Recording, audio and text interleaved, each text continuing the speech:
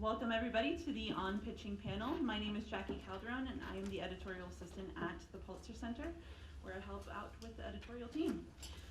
Today we have 5 guests here, and let me start by introducing who they are. So first of all, we have Willie Shubert right here, and he is the Global Program Director for Mongabay, where he actually leads the editorial team focused on reporting the status of the world's most critical ecosystems.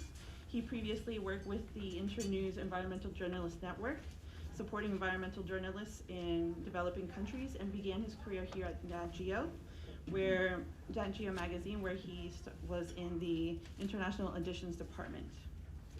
And then to his right, we have Shweta Gulati, who is a mobile storytelling producer here and editor at National Geographic.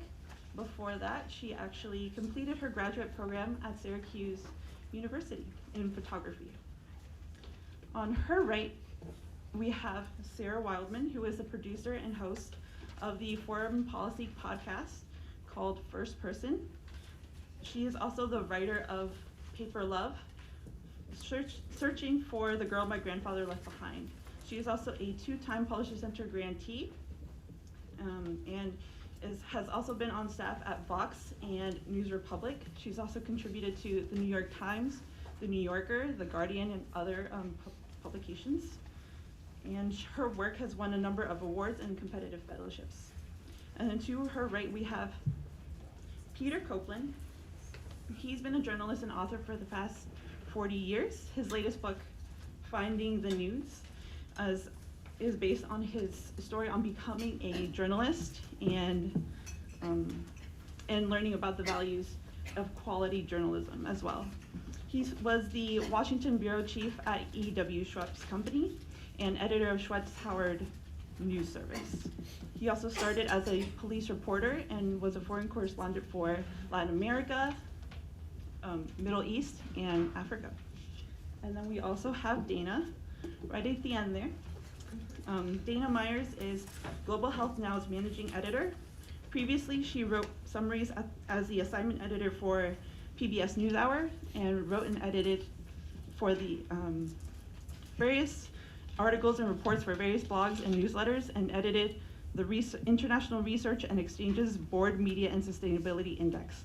She is especially interested in public health in relation to the freedom of speech, environmental health, and refugees, where she has also worked with refugees from around the world, from Utica, New York, to Azerbaijan and Tajikistan.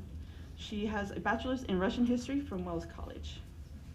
So we'll go down, and each one of our editors here will have the opportunity to talk a little bit more about what they have suggestions for in terms of pitching. Willie, Sure. Would you like to start? Sure. All right, well, good morning, everybody. It's kind of a little bit of a strange circle for me to be here at National Geographic, because when I started here, I would pitch a lot of stories, and pretty much every single one of them was rejected. So now I'm here again after many years, giving advice about how to be successful in pitching. And so, I think what that really taught me, being rejected over and over again, was how important it was to start asking follow-up questions of those editors that I was sharing ideas with. And a big part of that was trying to understand what they were interested in and what they thought was important. And oftentimes, I think as somebody who's pitching, we can be very kind of obsessed with our own story. And an editor has a lot of decisions to make. So if you're reviewing what their past work is, ask them specific questions about the decisions that they made during the course of producing that story. And that way, you're showing that you're curious, you're trying to learn, you're trying to get to know them. And it's a really important first step in developing a relationship. And, at the next spot in my journey, after that I worked in a group called the Earth Journalism Network. And it was somewhat similar to the Pulitzer Center. We provide fellowships and story grants and all different kinds of things that were based on an application process. And I think, you're all here in this room because you figured that out in one way or another.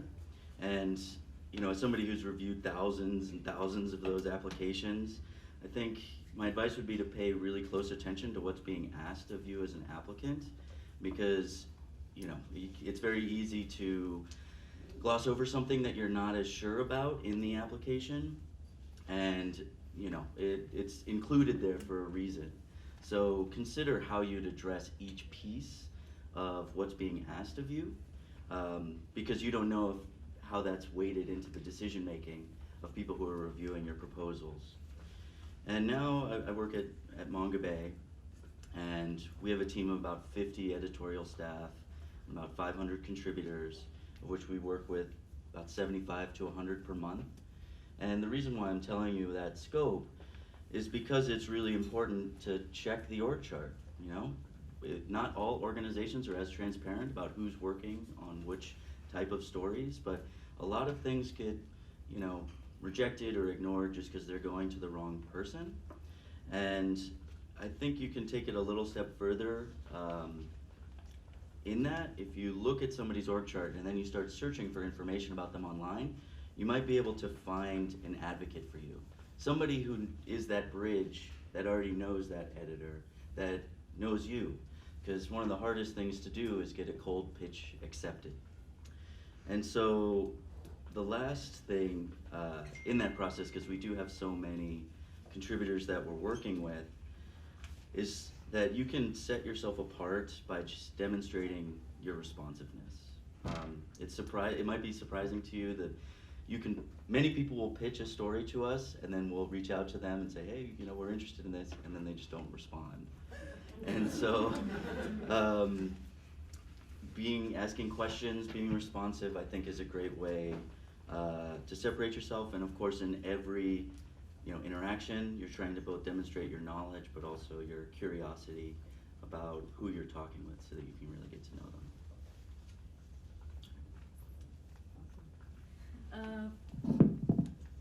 Hi all, I'm Shweta. So a little bit of introduction of how I am a mobile storytelling producer at National Geographic and what's my journey been.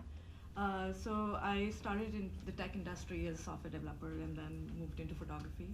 So I've been in your shoes where I've been a photographer and pitching to photo editors and never getting emails back. So can tell you a little about how that process can work, being here as a photo editor as well as a mobile storytelling producer. So I just want to start by saying how the process works at National Geographic. So for visuals basically, so we have two kind of stories we do. We do picture stories and we do commission stories. And how they work basically is, say if you have a personal project that you've been working on in a region, or you have, and you have spent so much time in it, and you have, the body of work is really cohesive, then you can pitch it to a photo editor and be like, this is the story I'm working on, this I would love to get it published, like the whole series. And the other is a commission story idea, like where you have an idea for a story, and then you basically want, and you have shot some of the work for it already, but not a lot, and then you're pitching to the outlet to get basically budget for it, and then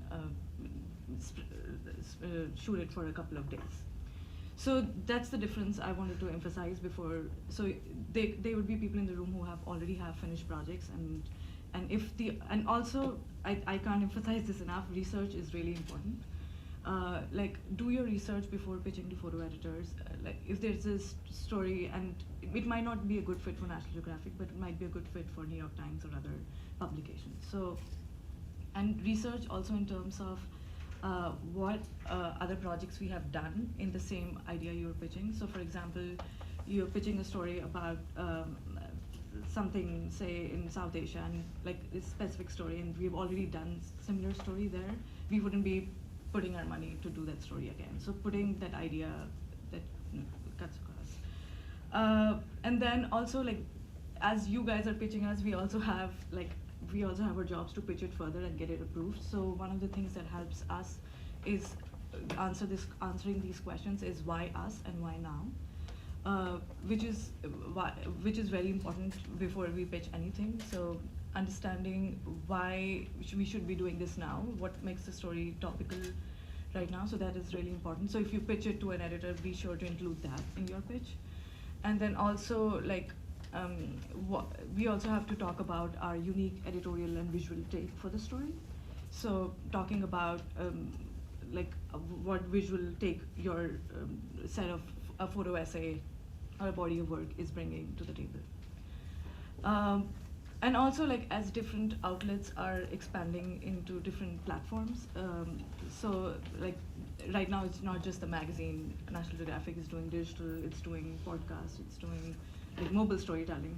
So there might be a story that is like you have vertical photos or say vertical ambient videos, just giving an example, and that might be better suited for a pitch for a mobile Instagram story or and not a magazine feature. Or so keeping that in mind, like what kind of platforms your story cuts across, and keeping that in your pitch is important as well.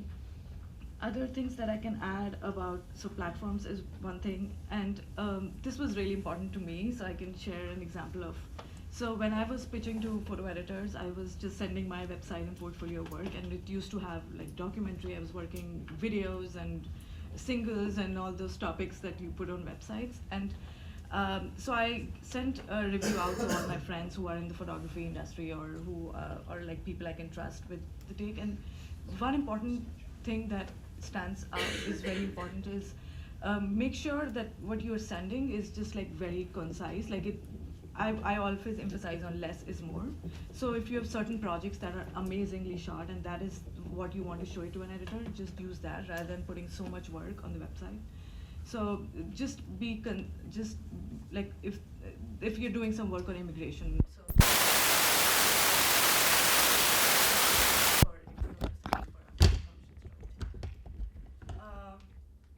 and then the other thing I can also talk about is personal projects. Those are really, really important. Say if you haven't shot a story on your own, like nobody commissioned you, but this is a project that you undertook by yourself. So I think those are really important and lets the photo editor know like what your vision is in thinking about stories. So that's it. I don't want to take on more time, but thank you all, and I've been there. So any questions later? Thanks.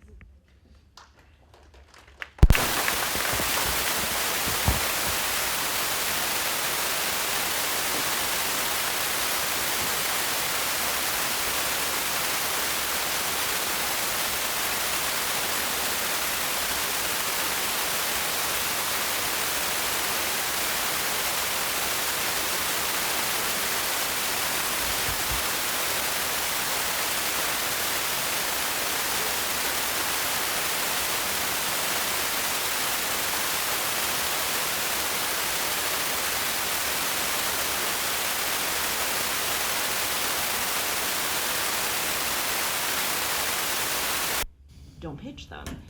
Know the publication, and I mean, this is really basic.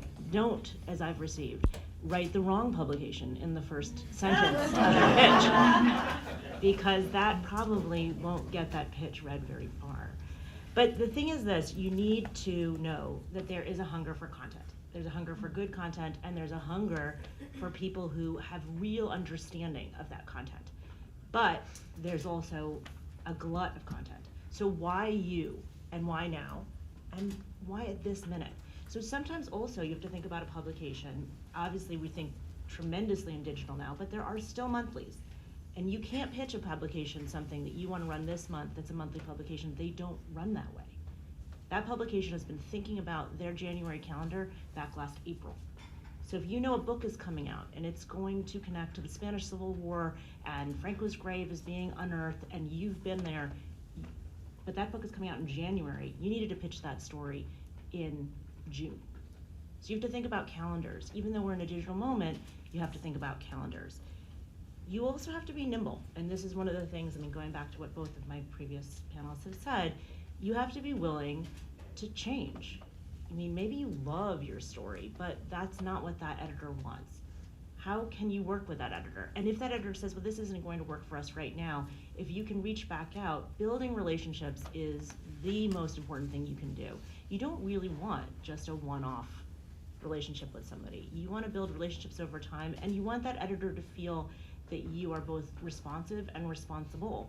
Coming from Pulitzer, you already have a leg up, because one of the hardest things about getting a cold pitch is how does that editor know that he or she can trust you? And that may be because you can provide for them immediately in your pitch stories you've already done. That's really important. Not a million, you don't want 15, here are 15 clips. Send them two. Send them two that connect in some way either to the topic itself or to the type of storytelling you want to do. I've done this kind of story on the ground in the West Bank before, and here's how I've done it, and this is how I'm going to make it work for you. Right? You want that person to understand you know how to do on the ground reporting, and you've done it in the past, or if you haven't, explain why you're going to be able to. Multimedia. I now produce a podcast. I've moved on from editing at Foreign Policy, and I now produce a podcast. But we just did a project with someone where she wrote a story for us, Sally Hayden. She is a woman who has been reporting on the Libyan detention centers in large part because the migrants and refugees themselves have been sending her video and WhatsApp messages and audio. So she wrote a story for FP. I interviewed her for the podcast. And then we were able to weave in audio and multimedia into both of those pieces. So sometimes it's saying, I know that I can weave in audio or I can weave in photography. Or if you're saying, I have photography, but I'd like to be paired with, or I have a writer to work on something. For example, a year ago, a beautiful photographer pitched us a story on Syrian refugee children 7 years after the conflict who were all living in refugee camps for the entirety of their lives. And he had shot studio portraits as though those children were in a school picture, like the way all of us have had done in the US at least. And they look very much like all school pictures, but they're all refugees. And so what I ended up doing was writing a story with him where I interviewed him, and we ran it as a photo essay, but it wasn't just the essay standing alone with tiny captions. It was a global sense more also of why he set about doing that. And then that piece had much further reach, and we ended up doing something on CNN. And I think that sometimes understanding that maybe your pitch is a starting point and not an end point is another important piece of it. Sometimes though, you have an idea and you know it's amazing and it's getting rejected everywhere. And sometimes you have to take a step back and figure out what is it about how you're presenting that idea that's not working. And maybe it's that it needs a longer incubation period. And so I'll tell you a short story about me, which is in 2007 or so, I found out, 2006, 2007, I found out there was an archive in the far west of Germany called the International Tracing Service, which held the contents of everything the Allies had gathered as they liberated town after town and camp after camp, and it had never been opened, and scholars weren't allowed into it, and it was a black box. And people in the Holocaust scholarship community were desperate to get inside of it, but also this was not just about, I don't mean to sound diminishing about it, but this wasn't simply the stories of 6 million Jews, which is enough, but 17.5 million victims of all the people that had been touched by Nazis as they had conquered parts of Europe and then Eastern Europe itself. And so this meant that people wanted the end point to their stories. And I knew these archives existed, and I kept pitching about these archives, but I couldn't get in them. And people kept saying, well, what are you going to show us? How are you going to tell this story? And it took me a really, really long time.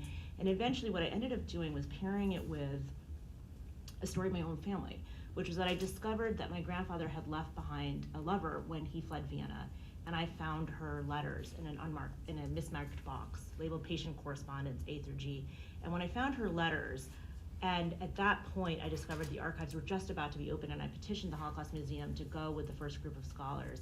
And I said, I'm going to tell the story of this woman in these archives. I'm going to use these archives to tell a story of a specific person. It's not just going to be, oh my God, there's this enormous space and what does it look like? And the archives themselves ended up being an incredible thing to see because it was a little like Indiana Jones at the end of the, Raiders of the Lost Ark, where you go into that space and it's just boxes and boxes and boxes and boxes, and maybe the 10 Commandments are in there.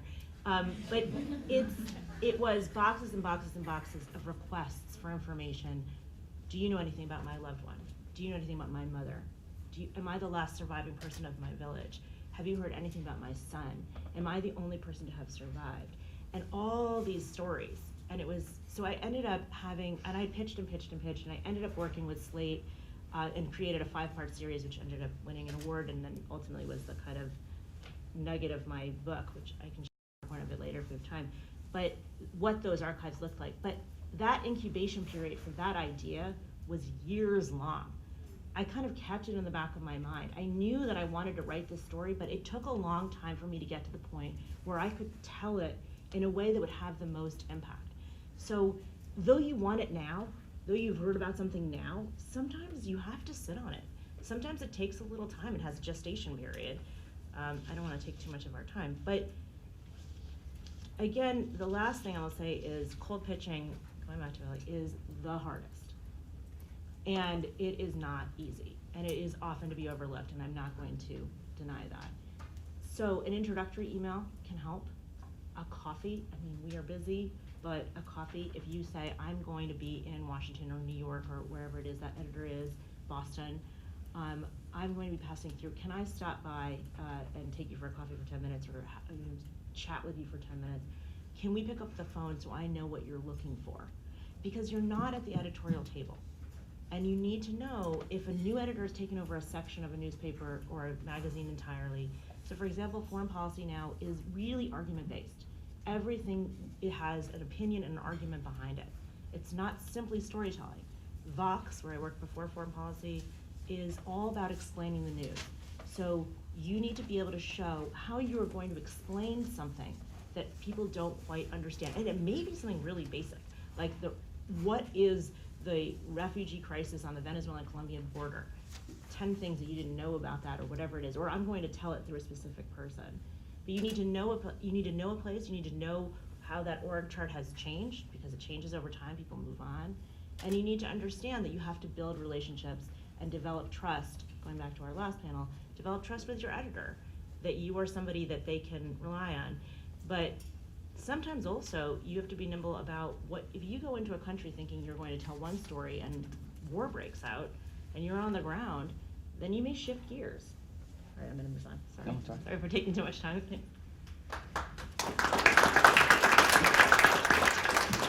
I'm Peter Copeland. I was the editor of Scripps Howard News Service, and I took stories on everything from government to gardening and foreign policy. I also have written 5 books, and we can, if you have questions about that, I can talk about the pitching process of a book, which is different and harder, but the payoff is greater. I was listening to Sarah's story about the archives, and I thought I would have invested in someone like her as an editor. That I want stories, but I really want talent. And because the person that you're investing in can produce for years and on stories that you can't even imagine now. So when I'm looking at a young person, especially that doesn't have a track record, doesn't have a lot of clips, it's the potential of the person that I'm looking at. And you know, what is that person going to be able to do in 5 years? And you want to establish a relationship with that person early. Part of that is how, and this is not even about what you know. What you know is good. If you speak another language, that's good. If you're familiar with another place, that's good. If you have a law degree, that's good. What I'm really looking for is someone that's easy to work with. And the most important word in your whole vocabulary is yes. Can you do this story? Yes. Can you go tomorrow? Yes. Can you do it in under 500 words? Yes. So it's all about, you know, working with this person, and hopefully you're building a relationship that's going to last for years. The other thing that I want to mention, there's a bunch of things, but in my earlier conversations with people is money. That money is always an issue. And if people say, it's not about the money, that's a lie. So you have to be upfront about what you expect when you're pitching a story. If you only want to be published, that's fine also. But if you're going to try to make a living, you have to start right away thinking about the money and not be shy about it. That what you're doing is valuable, and it's going to make money, hopefully, or somehow benefit the organization that you're dealing with. So you have to be aware of the issue. And it's a power dynamic that's not good. It's not in your favor. That the organization really holds all of the cards. But you are offering them a story and then potentially many stories down the road. So you they're interested in talking to you. It's like a courtship. And related to money is the question of rights. That in the book contracts I've signed, I gave away the rights in all media and media yet to be discovered, in all territories and in territories yet to be discovered. Honest to God, that's what it says. It's like Star Wars stuff. But I did it. Sure, I'll sign because they were going to publish my book. But there are times when I've had regrets about that. So you have to be, again, in this relationship, you don't have a lot of leverage. You can't say, well, excluding France, or they expire in 2 years. You probably are just going to have to sign some blanket release. But you have to be aware of the rights that you have and the rights that you're giving away, and then in exchange for what? Am I exchange for money or exchange for fame, or both, preferably? Go ahead, Dave.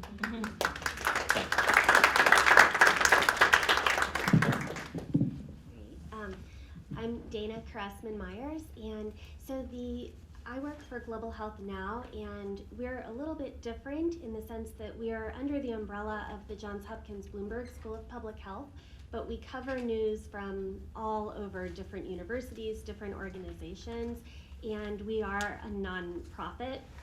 So our model is a little bit different than other places that you might be pitching. But we do look for talented freelancers who are resourceful and can bring stories to us that have not been reported elsewhere, or that haven't made the connection to global health, which is actually a very big umbrella. But we are always looking for pitches from freelancers who are making that association, and like some of the co-panelists mentioned, really knowing your audience, knowing who you're pitching to, but also what their audience is, and the types of pieces that we've published in the past. And so another thing too is understanding when you're pitching to our publication, for example, is only online. And so we don't have a lot of room for a long, the way that a newspaper or a magazine that can do long form pieces can do. So we're looking for things that are a little bit shorter. And we're also, because we have online, and then we also have a newsletter where we really try to reach lots of people, we're trying to emphasize all open access and really expanding the audience to low resource countries. And so we're really looking for writing that is short and snappy and to the point. And so your first chance to really make an impression with your pitch is in your subject line. So when you send an email, just making sure that you're giving us something that is descriptive but also going to kind of intrigue us. And then instead of attaching your whole draft and saying you've got this whole piece basically planned out already, send us something very succinct, like 100 to 150 words, telling us who you are and why you want to do this story, why it matters now, and why you're the right person for it. What access do you have to sources, or what experience do you have? So those are all things that will help get you in the door. And we really just want to see that you're going to bring us something that hasn't been reported elsewhere. So we really are looking for those underreported, untold stories. And in fact, so we do, in addition to running pieces by freelancers, which we have a very small budget for, we also do different Q&As and different commentaries. And so you would also be able to see, if you were familiar with the types of pieces we publish, that might be a way for you to get your foot in the door too. If you said, okay, so maybe you've done a long piece for a magazine, and then you met someone who's really interesting and they have a global health connection, then you might say, would you be interested in a Q&A that is with this person that I met? So there are all these creative ways that you might be able to show us your work and get your foot in the door. And then I thought I would tell you too, so this Untold Stories thing, we have a contest every year, and we work with a couple of other organizations, including NPR's Goats and Soda, and then the Consortium of Universities for Global Health. because we're under the umbrella of a public health school, we try to write to a general audience, but we also have a lot of people who are students or professors or in the public health world. And so we ask people, what's a story that you think needs to be told but isn't being told, or that the mainstream media isn't telling, they're not telling right, or they're missing something. And we want people to give us these tips. And so we get some people who are journalists who write and suggest, and then we get people who are professors or students, and then we send out a professional journalist. And so one of my favorite examples of this is always going to be Amy Maxman, who's this Pulitzer Center superstar.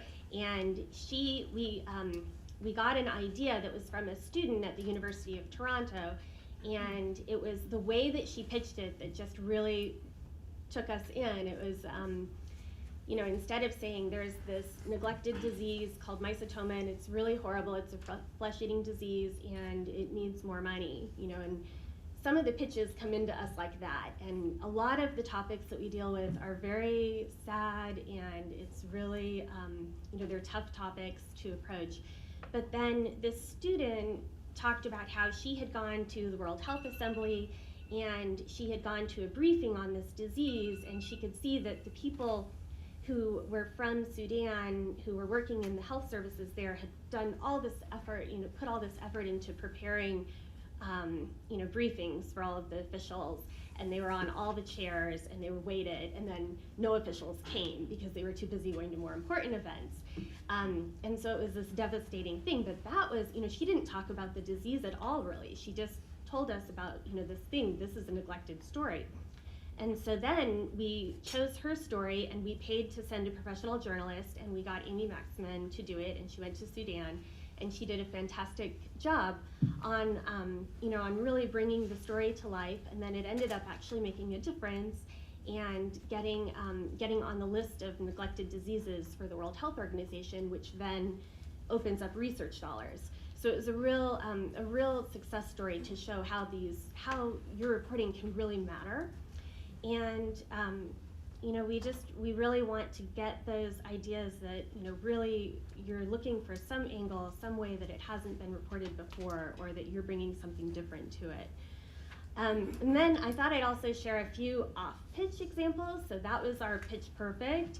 And then I'll never forget, I got a pitch once where my name's Dayna Meyers, but at the time, so Dayna Cressman. So someone wrote Cressman, comma, and it just, things, it's funny. I wouldn't rule it out because of that, but I think it was actually a mistake, and they, maybe had a form letter and brought in the last name only. I don't think they really were trying to, I don't know. But those kind of things make you wonder how much care was put in. And then I also would say, I know with what you've done as Pulitzer Fellows, the process works a little different. So you've already had your travel covered, and you've done your draft, and you usually will send us kind of what you've already composed. But usually, what we would expect from a freelance pitch that was just coming in cold, we wouldn't want to see the whole draft. We'd want you to say, give us an overview. And give us the opportunity to kind of work with shaping your trip. So you're telling us what angle you have, but kind of leave it open to work with us a little bit, so that we might be able to say, well, that's an interesting idea, but we really have to look for those health connections. And could we explore this angle? And that can lead to really interesting things. And even if your story has been maybe reported, the topic has been taken up in other places, maybe there's a health angle that you hadn't seen before that then creates something totally new for us. Maybe it opens up a way for us to cover a topic that might not have fit, obviously, into the global health umbrella. And other things I just wanted to mention, make sure that you're telling us a story that you're going to write and not just the topic. And think, the specifics, a specific place or, specific people that you think would be interesting to talk to, so that we know that you'll be able to bring in the right kind of voices and experts to help round it out. And then just a couple of other tips that I had. Really, being resourceful is key for us because we don't have a big budget to send people out, but we're global health and we want to cover every corner of the world. We want to be able to show interesting stories that we just don't have the budget to send people out all of the time. And so there might be opportunities if you're doing a piece that maybe isn't specifically about global health, but you have your travel funded by a bigger outlet, then write us and just say, could I extend my trip for a week and do this global health take for you? And then we can make things happen that way. So just being resourceful is really key, and understanding that you have to be looking for ways that you might be able to piggyback pieces, or like I mentioned before, the Q&A on the side. We need also, if you can show us that it's going to be kind of low risk, then we might be more willing to take a chance on someone who doesn't have a lot of experience or hasn't worked with us before, if we know that we're going to have this smaller piece that we can try out first. And then another little detail is to ask us if there are guidelines or templates that you like to see before you you really put together your whole piece. So just asking for those little details can help a lot. So.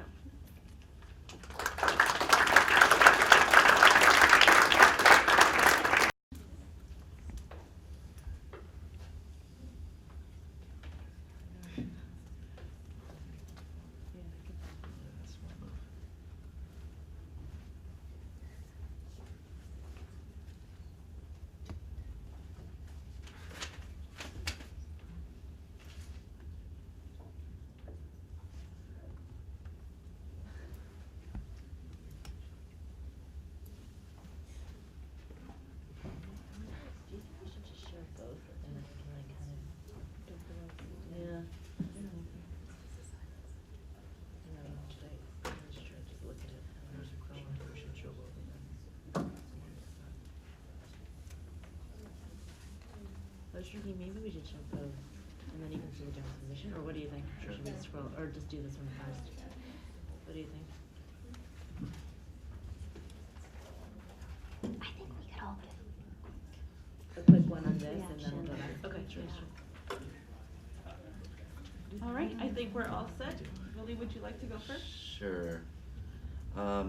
So for this one, we were covering the Amazon fires very in-depth at Mongabay, almost daily coverage, and being very responsive to the news cycle. So I think the biggest red flag here was that it lacked the specificity needed, not just in the subject, but really importantly in what's going to be produced at the end of the project.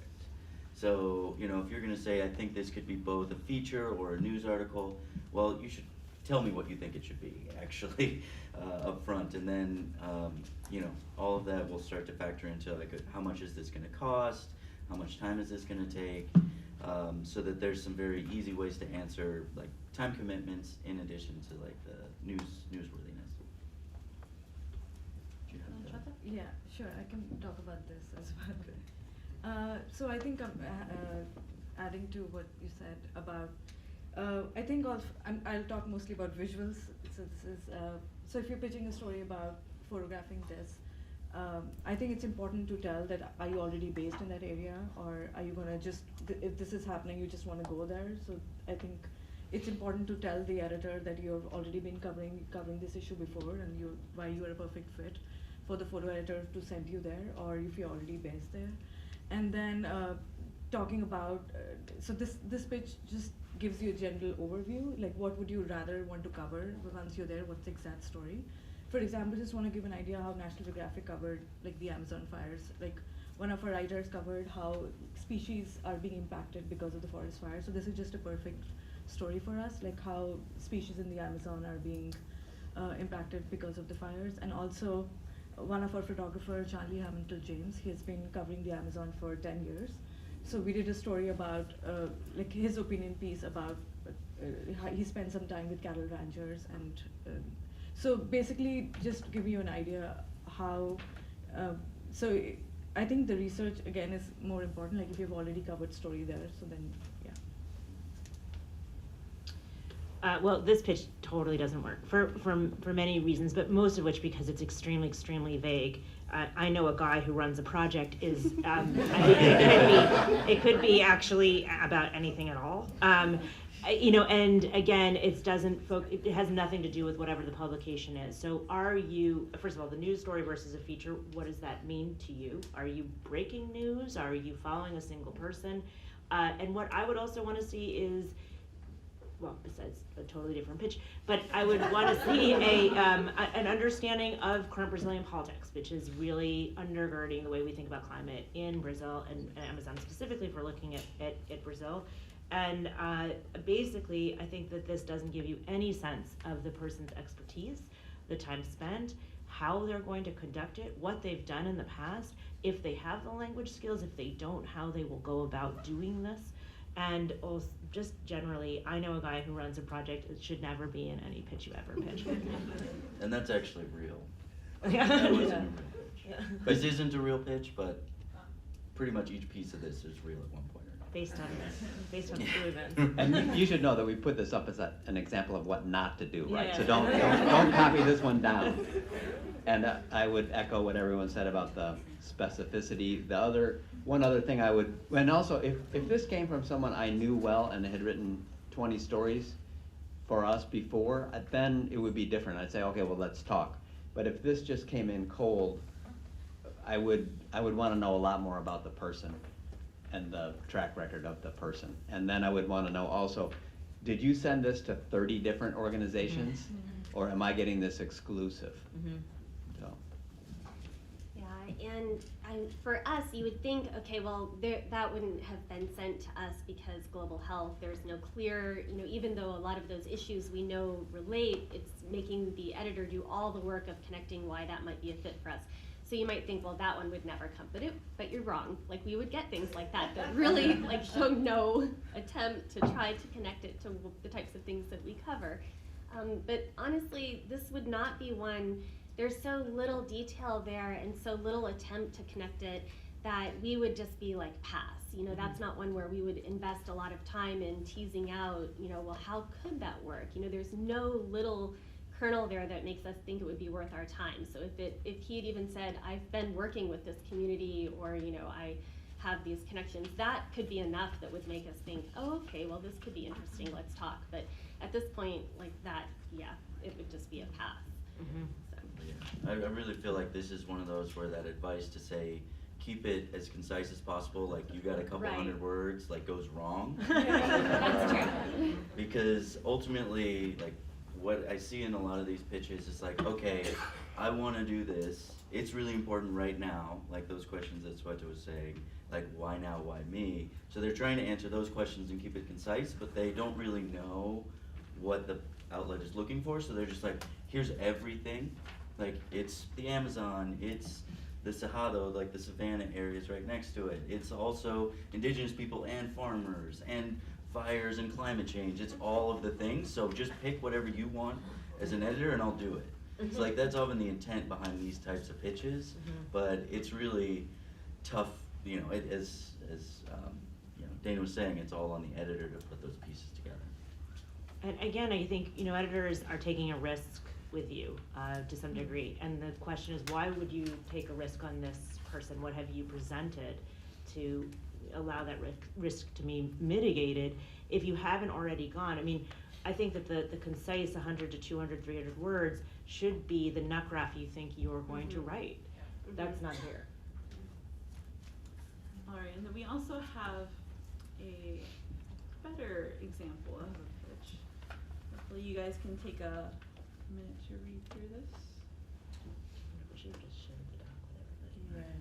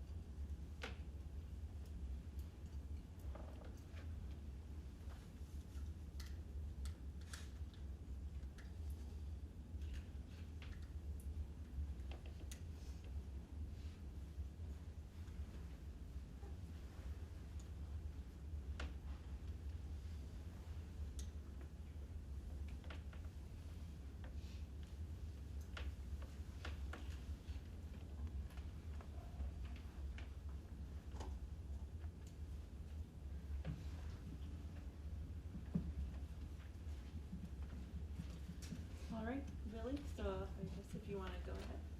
All right.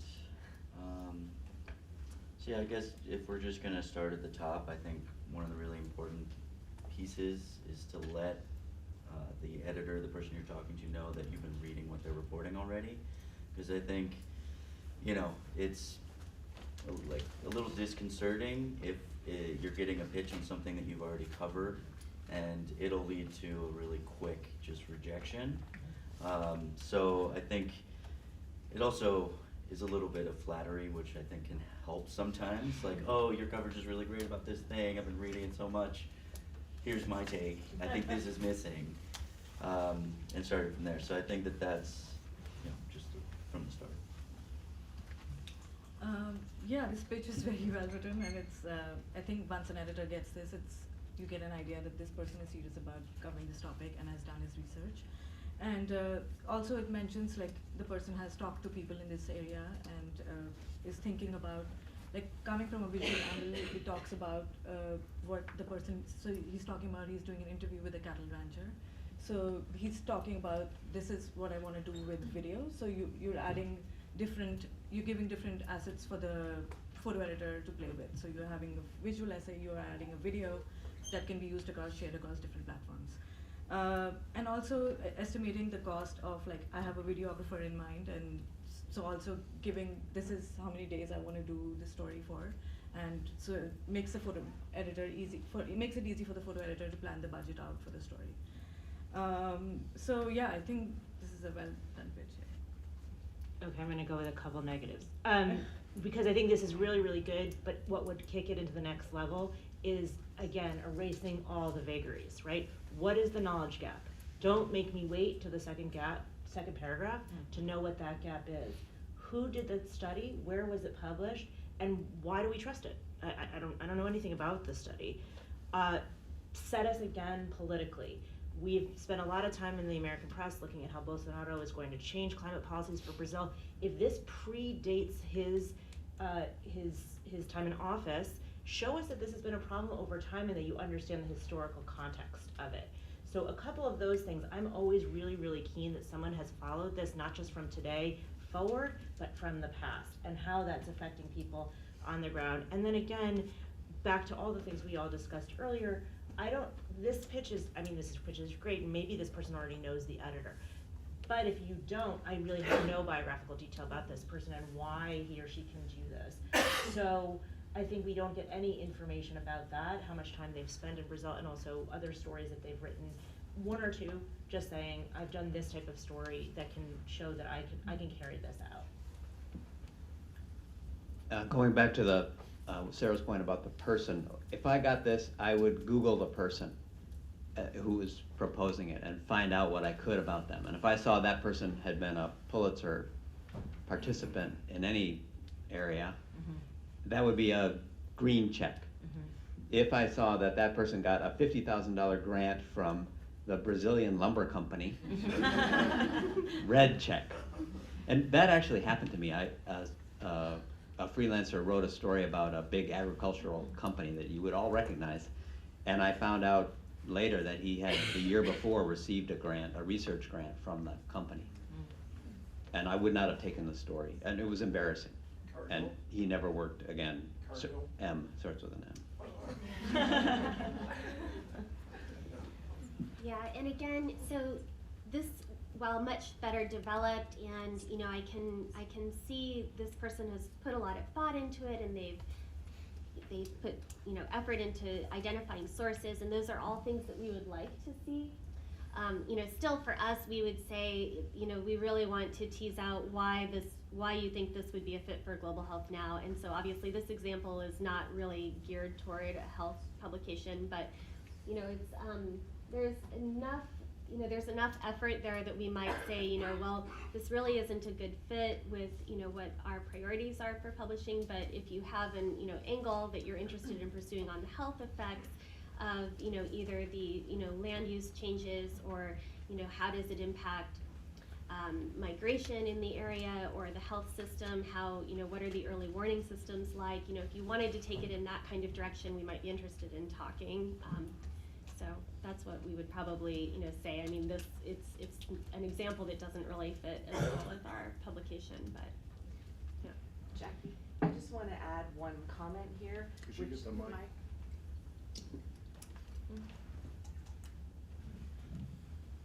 I just want to add one comment about the final sentence. You should have already researched it to know that this topic is a good fit for that publication's coverage. So it's going to what you were just saying. Don't send it to the wrong publication. So that last sentence shouldn't even be there.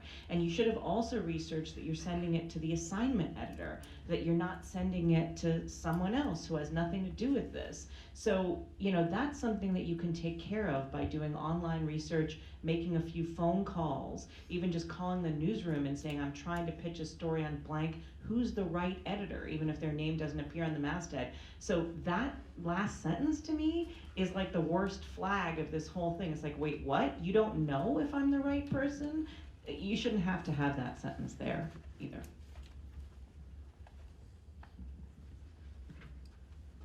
All right. Thank you, everybody, for your comments. I'm sure that was helpful with the student fellowship. But I'm sure that a lot of the fellows have a lot of questions for the panel. But let me just start off. I think that a question that will be hopefully useful for the fellows would be, what are steps to follow for creating pitches? What's something that they should prepare for, how they should prepare the pitch, up to the point of who to pitch the story for? I don't know if any of you would like to make some comments on that.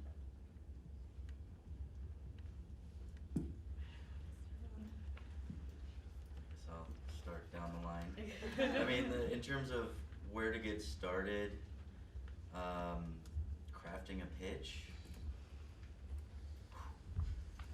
Again, I think that point goes back to the research of knowing, again, like we're writing for our articles, it's really important to know your audience. So trying to understand where's the right fit, reviewing similar coverage. And yeah, I think a couple of points that I made earlier that I could maybe clarify a bit more was about, for Mongabay, we publish like a form that shows all of the subjects that we're interested in on our website. So it's actually very transparent, like, okay, we want to cover fisheries in Indonesia right now.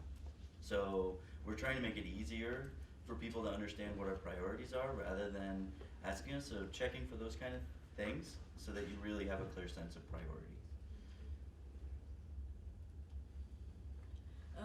So crafting a pitch, first of all, how do you find out what photo editors to reach out to? So for example, like National Geographic sends out a newsletter asking for pitches, and they mention we have different kind of verticals, like science and environment, animals. We have different desks.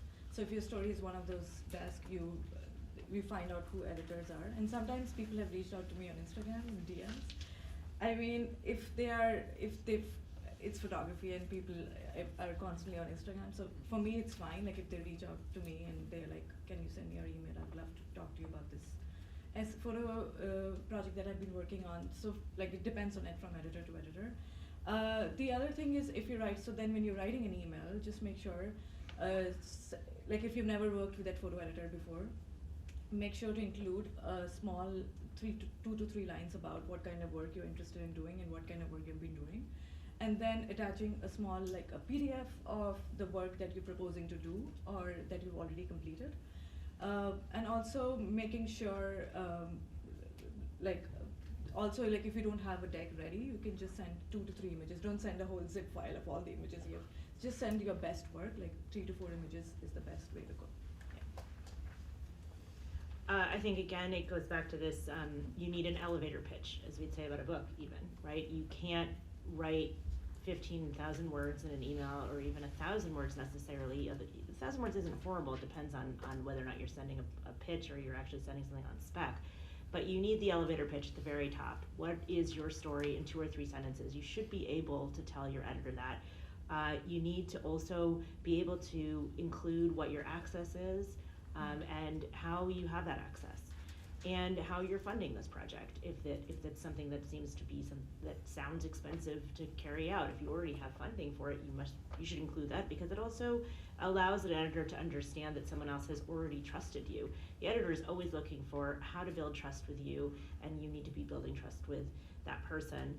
And then you should also show that you have a bit of distance from the subject as well. You have a bit of a high altitude picture. You can't be totally in love with your subject because the editor will worry that perhaps you're too in love with your subject. And you need to have a bit of distance, and you need to show that you really know what's already out there, what has been done before you, and why your piece is going to provide that essential nugget that will allow us all to understand the story better or in a different way. So you have your story, and then you have this news organization, and you're somehow trying to connect them.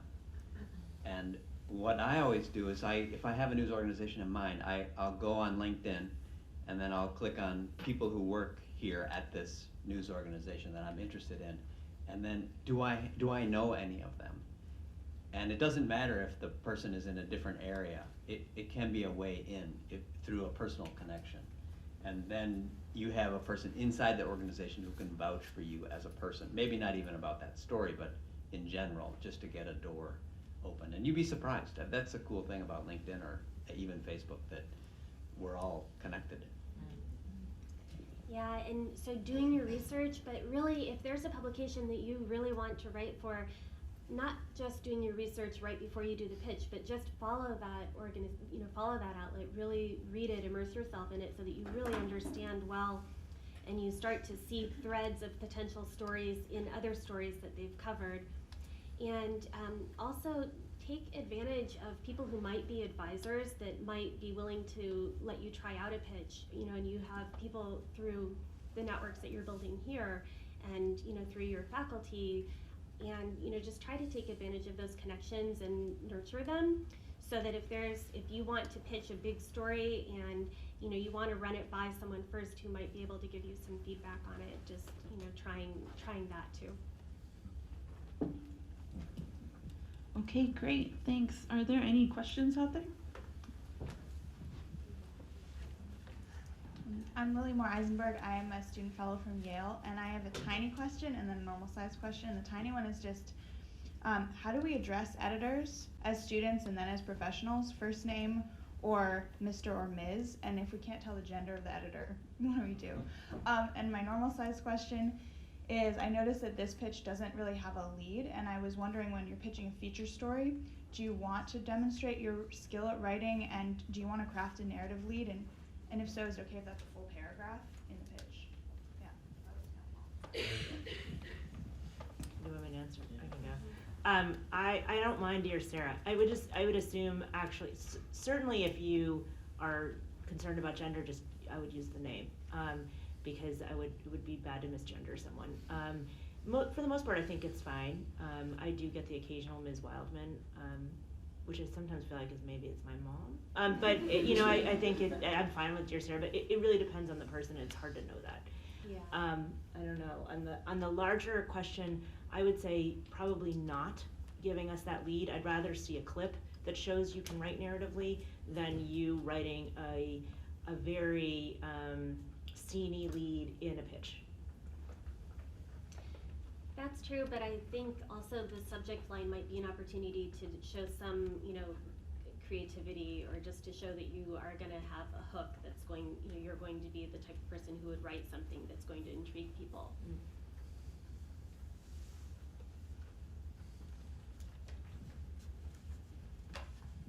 Hello, my name is Shana Al-Haroub. I'm from Forsyth Tech Community College. I will ask a question for everyone, like if you give us advice for the young journalists, how can they reach or make themselves more marketable? I'm not a journalist, but I'm interested to know how can they help themselves to be more marketable. Thank you. Can I take that one? I have done 5 books. Then the most recent one, the process was different. In the ones that I did 20 years ago, they asked a list of questions for the proposal. And this time, the questions were different. And the main difference was, what's your platform? They are not going to the idea that they're going to market your book when you write it. So what they want to know is, what's your built-in market already? And they measure that by your social media, your followers. Are you on TV regularly, or do you have a radio show? And So, I guess the answer to your question is try to build that up. You all should have Twitter accounts and you should be trying to build up your following. And that's helpful in journalism also, but books especially.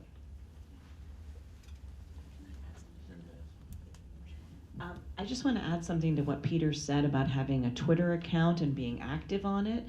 I think that you need to decide which of your social media accounts is going to be your journalism personality.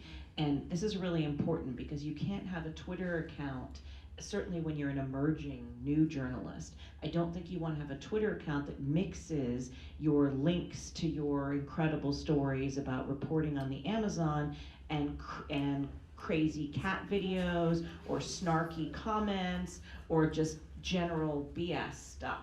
So, you know, if you want to do that, then you can do that on a different social media platform. And Twitter is really still, it's like the gold standard platform, if we can even use gold and Twitter in the same word, but that is for journalism and for journalists, and journalists and editors engage on that platform.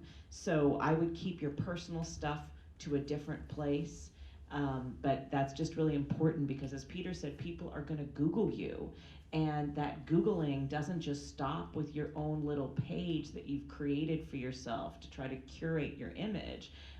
You know, Google's a powerful tool. We can find you everywhere you live. So just don't forget about that. I feel this is really important when I talk to student journalists or any journalist. It's just like everything you write and put on social media lives forever.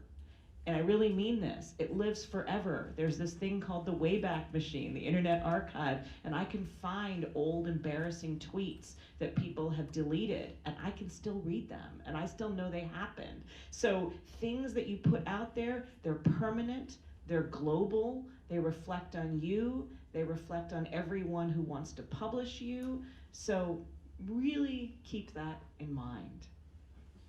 Think before you tweet.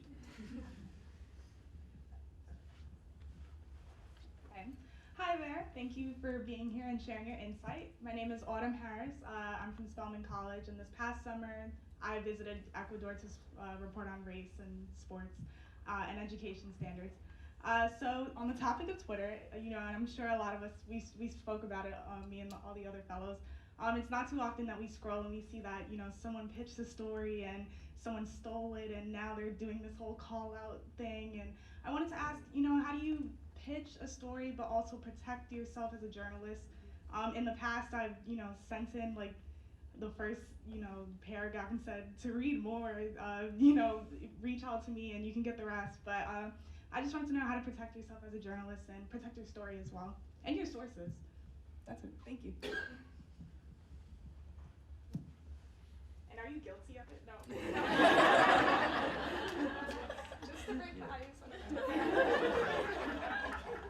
Yeah, I mean, for us at Mongabay, we rely on a network of freelancers, and it's obvious to us as well that freelancers talk to one another. It's an industry, and so, you know, you can be punished for poor practices. Like, that's a very clear thing. So I feel like the alternative side of that is actually rewarding people who are positive actors in that space. So if that's not happening in an outlet, you know, is there a way that you let people know at the same time? It's like, oh, they stole my idea. Oh, they don't steal ideas. You know, like, so in terms of protecting yourself and your sources, I mean, we had this one story about West Africa recently about fisheries issues, and the contributor was uncomfortable working with locals in terms of the protection of their sources, and somebody else reported it first, and now that story is not going to get published. So I feel like you have to take a certain amount of risks with providing information. That's kind of the core of our job in a lot of ways. I mean, you have to give information for people to be able to make decisions on the story. So, you know, that's at least what I would think about that. Thank you. Yeah. Can I just add, Jackie, can I just add one thing to that? Sorry. Oh wait, that was awesome. Wait, no. So just one more thought on that is you can't always jump to the conclusion that the news organization stole your story. you have to think from their point of view. If your idea is a great idea, they might have had it too, independently of you. One of their staff writers might be working on it, another freelancer with more experience might have come to them first. So if sometimes you pitch a story to someone and then you end up seeing it in their pages, don't assume that they stole it from you necessarily, although I would encourage all the editors in this room that when you write back to a pitch, you say, thank you so much, this is a great idea, but we're actually already working on this. But, you know, come back to us in future for something else. Sure. And I'm not on the panel, but I think to what your point was about why you're the person to share. Why you're the person to share the story, I guess that finds its place in this question. So I guess it was already answered. Thank you. If I could just add too, so I think for us, we've been more on we've experienced having our stories lifted because it's an online publication, and so we've had, you know, freelance writers who found that their stories were reposted or published somewhere else has been more our experience where we've had to deal with that. And I also find it's something that's difficult with Twitter and social media because sometimes another publication will republish a piece and give credit to the original, but then that gets lost on social and someone will just retweet it and they won't really note at the bottom that it was originally published on our outlet. So it's a challenging time in that sense. Yeah, it's just another of the pitfalls of social media. You have to take yourself out of this, a lot of it. Otherwise, you're setting yourself up for a lifetime of heartbreak. I have a folder of rejections. Now, that's sick, right? I should just throw them away, but I can't help it. And every once in a while, I take them out. And I want to really rub their noses in it. Like, now I'm successful. I have them from 30 years ago. 40 years ago. It's like my 4th grade report card. See, but now I can do it. But you can't do that. I promise it's not good for you. I heard that Stephen King would put the rejection letters on a nail on his wall. So when it was paper. Just keep it in mind, don't get discouraged. Hi, my name's Dan Schwartz. I'm a master's student at the Missouri School of Journalism. I was wondering, a lot of places seem to have standardized rates and also kind of, I guess I would imagine, form contracts. And how do you negotiate both to be more in your advantage without just seeming totally Machiavellian? Thanks. Willie, do you guys have a form that Yeah. they have to sign? Yes, so we do have a contributor agreement which applies for all contributors, and then, I mean, this is a big question. Right now, assignment decisions and payment is not based upon a fixed fee. There's usually a negotiated pay rate at the start that's on a per word basis. For more news stories, there can be fixed fee stories that are more complex, that are, you know, I'm gonna do a 5-part series and I need $12,000 to do it or something like that. So we have the flexibility internally for editors to make those decisions with their budgets. You know, we were talking about, Peter mentioned like the issues of rights. We do provide the copyright for people who write and to make derivative works at Mongabay. So again, I think this goes back to the point of like, all right, well, who are good actors in this space? Who's not saying you've given us rights for the entire universe in perpetuity, you know, in all platforms ever imagined? Like, you know, if there's an outlet that says, actually, you have the rights to do your own work with even the things that we're paying for to go travel, and you get these photos, well, they're your photos. We have the rights to use them, but they're yours. So I feel like for us as a nonprofit news outlet that's trying to cover at a global level, we, you know, have to be more just in our relationships with contributors because it's the only way that we can do our work. We can't report on the world from our, you know, here in the United States. At what point do you have that discussion about the money? So these are also things that change quite frequently in terms of our process as we mature as an organization. So right now, it's on an assignment basis, so when someone first starts at the organization, they get a per word rate or a fixed fee that kind of sets a precedent, so it is important to be careful with your first engagement, but we now have a committee of editors that I mean, we haven't said that if it's like, all right, after you do 5 stories or after you do, 6 months, that there's a revisiting of the rate on a more consistent basis. Because, I mean, right now we have 50 staff. I think about 20 of them are commissioning, and sometimes one commission's higher than the other. And for me as a director or manager, it makes it a little more difficult when different staff members are trying to negotiate at different rates. And then some become more popular, and then others have a harder time. So, Are you adding to that, Philip? Are you adding to that? No, I just actually had to wanted to mention something else. Sorry about that cramp. You had mentioned. I remember one point doing a Google search for an article of mine, and an article came up in the Philippines, word for word, for a piece I'd done on skin lightening and whitening in Asia.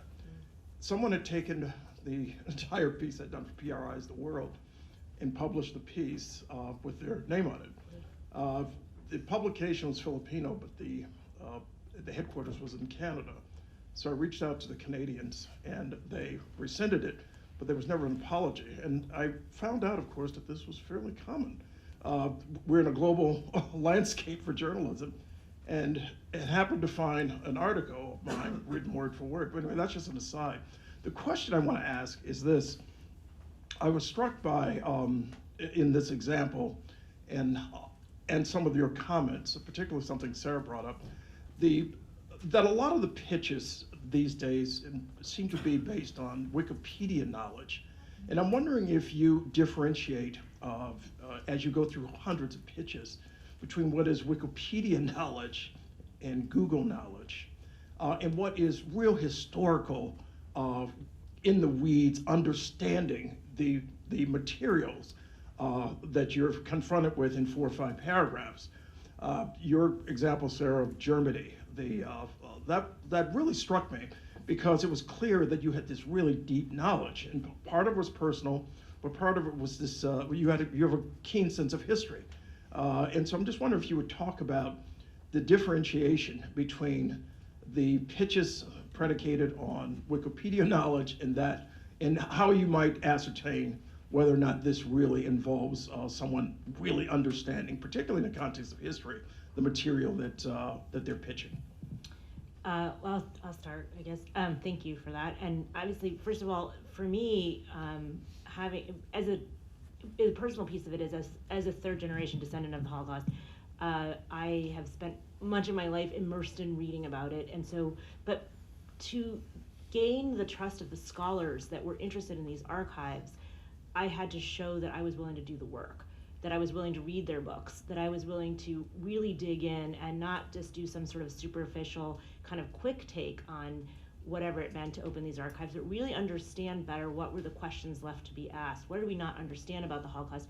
And what I came to realize, it really connects back to what we think about now, both in terms of refugee stories today, but also in terms of the fact that essentially at the beginning of doing Holocaust scholarship, it was the big stories. It was Auschwitz, it was major deportations, but now the trend in historiography is to look at individuals. And despite the fact that Anne Frank may be globally renowned, actually diaries themselves weren't seen as reliable witnesses for a really, really long time. And so many of them were overlooked. Understanding individual stories. So for me, as both an editor and a writer, I really do want to see that background work. But I'll give a different example outside of the Holocaust, which seems something kind of clear that one would need to do the research for. But a bunch of years ago, I did a cover story for the travel section of the New York Times. I spent a lot of years doing that for them. And it was on Miro and Mallorca. And the artist Miro lived in Mallorca all during the Spanish Civil War and during the Second World War. And now Mallorca celebrates him. But actually during his life that wasn't true. And to do that story, I ended up reading much of the scholarship on Miro, because I thought if I'm going to approach Miro scholars, and I'm not an art historian, but I need to know the background in order to also give you the geographies, give you the space, show you how the country has evolved since the Spanish Civil War and how this connects. For me as an editor, I want to know that you've done some of that work. I understand you may need to do more of it once you're commissioned, but it can't be if it's something that's deep, I want to know that. And again, that's going to change based on breaking news. Obviously, like, breaking news is one thing or another, but if you're going to do a story that says it has historical roots, I want to know that you're willing to do that real reading. And that doesn't mean just a Google search. That may mean going to a library, talking to archivists. That may mean talking to historians and doing pre-interviews about what they've done. For my book and for that series, for example, I spoke to scholars all around the world around what they look for in an archive and understanding better what we ask for them and what were the questions left to be asked if you were to have the chance to enter those archives. What did you want to know? What do we not yet know? There's a hierarchy of stories and journalism, and the highest level has always been the investigative story, because it's new, it's breaking new ground, it's not summarizing what everybody else knows. And same for photography, it's that unique photo or that unique piece of video. It's not how good you look standing on camera talking about your story, it's the story itself. So I think whatever the publication, if you can offer something new, that's appealing. The danger is if you get out too far, especially when you're starting out, they're like, well, if that's such a good story, why hasn't so-and-so done it? Or why haven't I ever seen that before? So you might need to dial it back a little bit until that you have their trust, and then you can show them that, yeah, I got this, I nailed this. All right, and it looks like we have time for one more question. Any other questions?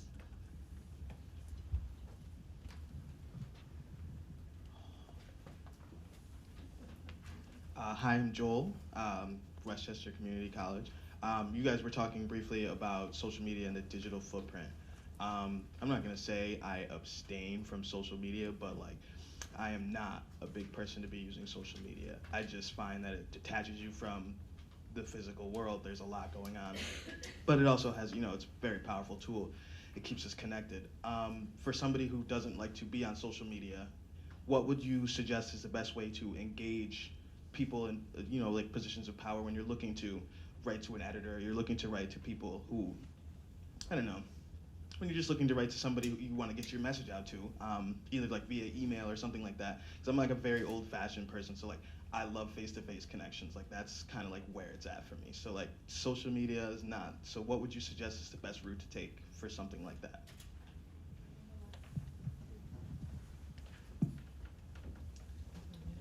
I think I can talk about how photo editors love to receive, like, if you want to send any newsletter of some of the recent work you've done, that is best if you're not on social media, or also like printed copies of the small booklet of your recent work. So I guess it can be a mix of both sending hard copies or even like digital newsletters or every month or something. So yeah. Yeah, I mean, I think it's fine to send, to reach out by email or even, to mail something. But I'm interested in hearing what other people think about that too, because I know one way that we might want to keep working with freelancers is, are they helping to, stir discussion about their work? And it's really hard to do that now. We've come to this point in our world where it's really hard to do that without social. And I think how our organization measures the activity on pieces or the success of pieces, and if the writer helps to share it and promote it, then often those articles get more play. Not that that's essential, but it's just because I'm actually more like you in the sense that, I miss the way that it used to be where people would meet in person more and even talk on the phone rather than texting. It's changed, but it also is, I think it's just interesting to hear what different people think about that. It seems like it's really hard though to not be engaged at all socially on, like one platform maybe, like you suggested, to at least try to have your foot in the water somewhere there. But It's also that publications really do monitor how many eyeballs they get. Right. They That's really how they do. measure it. And you can't shy away from that. You could create an account that is entirely Right. for your work. And it does not have to be that you're totally disengaged from your life for it. You can set aside a certain amount of time each day for it, or each week or whatever you want to do. But the number of clicks a story gets is important to a publication. It just is, because it also shows them what they should be focusing on. Right.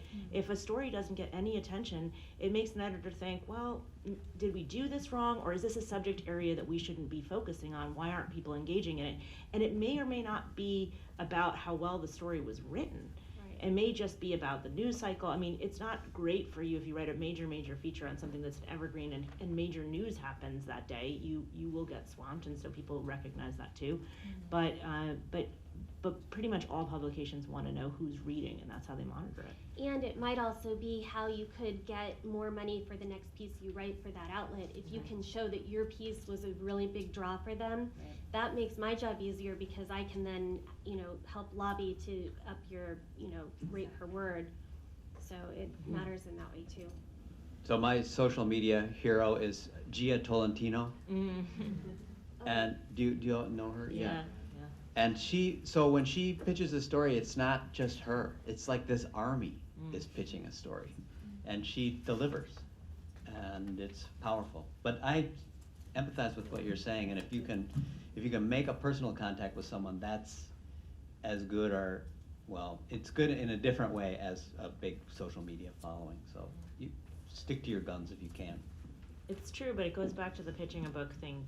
I mean, this is the second half of a book proposal now is, how will you promote this? Right. And who will you promote it to? And who that's are the your most influencers? important part. People are really, they want to know that you know how to push your book.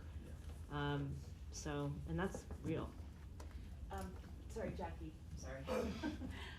I just think we grazed on the surface of the pay topic, and I don't think we should just graze over it. If it's okay with Kem, I'd like to just turn it back to the panel to just help people a little bit more. These are all people at the beginning of their careers, and I'm a big advocate for people being paid what they're worth. And the only way journalism is going to survive as an industry is if we can all make a living in it, and that we don't have to go off and do other things that pay the bills. So I think this is important both for staff journalists and for freelance journalists, and I think it's really important for people starting in their career.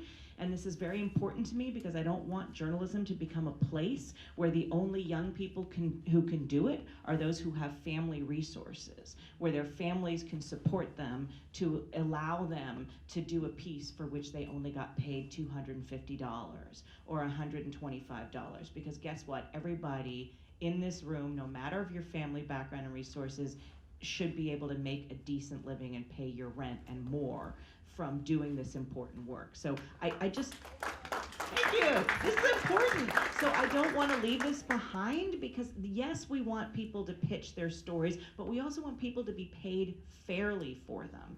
So I'm going to turn this back to the panel a bit, because I have also been a freelancer, and you have to negotiate hard up front. What I have not, I guess all the places where I've been a freelancer, though, I've known the editors. So that's a completely different relationship. I wasn't pitching cold like this. I was on the phone with them.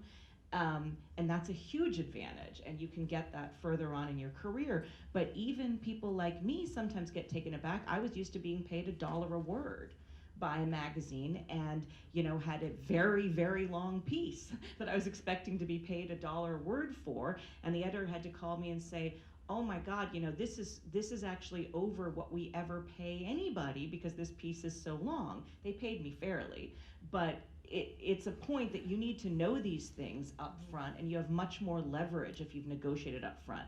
And I know that everybody on this panel wants to pay people fairly, but I also think that you, as journalists, need to not be willing to just accept whatever they give you, because if something is going to take 15 days of your time and you're going to be paid $150 for it, you're getting paid $10 a day. So I want to turn it back to you. When a young person comes to you and says, here's this great story, but you only want to pay them $150 for it, I mean, what is their best strategy to get a fair wage out of it? But you do have to keep your answers short, because you have a wonderful lunch. Lightning round. Go ahead, Willie. You want me to start? I think, one of the clear things in the conversation up front would be to have a first proposal, like of what rate you want, rather than saying, well, what rate will you offer me to do this? Because, you know, it's so much easier if that first term is set by you, because then it can also help inform the decision about the story. In the pitch? So I think not in the pitch. I would say I've costed this out, and if you're interested, let's have that conversation. I can add for a person, for an emerging photographer, like if you get your foot in the door. I think the important part is money-wise, digital stories, we pay a fixed rate of $500. Like if you're putting a story that has already been published in different outlets. And the way to negotiate for that is you can tell the photo editor that I'd be willing to put these photos just exclusively for you, that has not been published in other magazines or other digital places. So that's a way to negotiate, like this is just exclusively for you. And then the other part is sometimes for commission stories where you have a story idea and we ask you to go to these places and we offer a day rate. And the other way is you can say that this is a flat rate, including all the expenses, travel expenses that I'm willing to,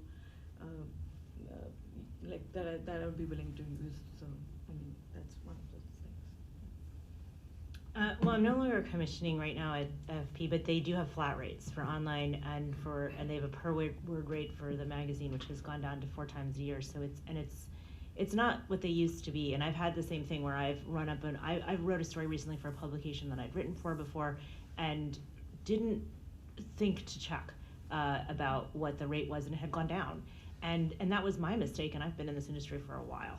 So you really do want to say this at the outset. And I think that the balance is, although you want to get grandfathered in. If they were paying you $1 word before, you can also stand your ground and say, well, that's what you paid me before. And you can and then going forward, you can decide whether you still want to work for them at that lower rate. Absolutely. And I also think that you should establish at the outset when you're pitching your story, if you know a publication has a flat rate that is low and you can't take that rate, then you can look for a place that does, or you can decide that that rate is worthwhile for you for getting the clip. Because the thing you have to balance here is that you do need clips to continue.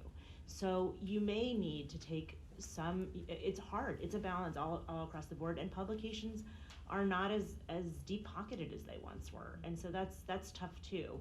But that said, obviously, and I've done stories which have taken me months to produce that have not been nearly remunerated at the rate that I've wanted them to be as a freelancer. So it's hard. Or you sometimes will find somebody say, well, can you do this in 500 words instead of 1,500 words, or instead of 10,000 words? And obviously those kinds of things are going to reduce your rate as well, and you have to decide how you want to go about what you do. So this is about your own personal relationship to money and your own worth. So that's what makes it really complicated and why it's kind of embarrassing to talk about it. But from the other side, I used to sell content to newspapers, and the more I charged them, the more they valued the piece. Mm-hmm. If I gave them a piece, they wouldn't run it, or they wouldn't care because they didn't think it was valuable. So they're not doing you a favor. They're recognizing your worth, and then it's an investment to them that they're expecting a return on. Yeah, and I touched on this before, but just to emphasize that if you did a clip for somebody with a lower rate, the next time show that you did a good job, remind them of all the great things about that piece and ask for more. Maybe that's a way to get started and get your clips, but then move out of that. And I would say research what other people are getting paid. Yeah. You all have friends, and I'm an advocate of radical transparency. Mm-hmm. And the way that you get a better rate is you tell your friends, this is what I was paid. What were you paid? What are you being paid? What can I ask for? And you will find out that there are sometimes discrepancies. And unfortunately, women are often paid less than men. And you need to find that out and share that and just go out there and create some solidarity where you know what is fair and you're asking for that and you're not settling for less. All right, thank you so much to all of our panelists.